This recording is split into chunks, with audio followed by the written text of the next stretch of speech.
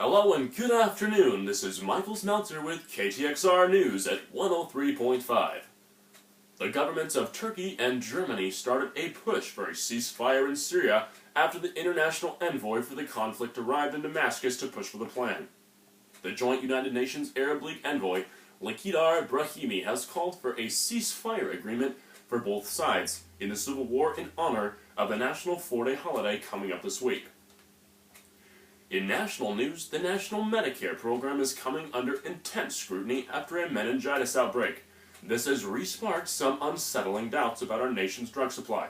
The sickness has been linked to a steroid most commonly used for back pain.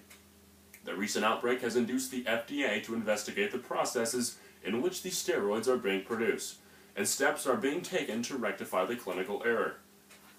A national report says Missouri is one of the country's worst states in encouraging energy efficiency. Missouri ranks 43rd by the rankings in the General Council for Energy Efficient Economy. The organization also says Missouri needs to enact a statewide building code that encourages energy-efficient building construction and renovation. Claire McCaskill and Todd Akin will be stopping by in Springfield, Missouri during their campaign tours later this evening. Democrat Claire McCaskill will be at the Cafe in East Delmar, while Republican Todd Akin will be at the Plaza Convention Center in Uptown Springfield. He will be holding a rally night with former Arkansas Governor Mike Huckabee. A teenage boy may request for a plea after being accused of shooting his younger sister this past March at the family's house in Pleasant Hope. 16-year-old Levi Elliott is being charged as an adult for the shooting and will be attending state court later this week. Now for our sports update. The Giants won Game 5 this past week, sending the series to San Francisco. They will be battling for placement against the Cardinals. The Marshfield Blue Jays lost 35-34 in their fight against Catholic this past Friday night.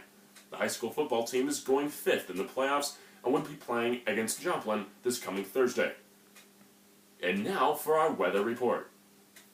Weather for this week seems to be chilly with seemingly consistent winds about 15 to 25 miles per hour. Today has a high of 68 and a low of 49.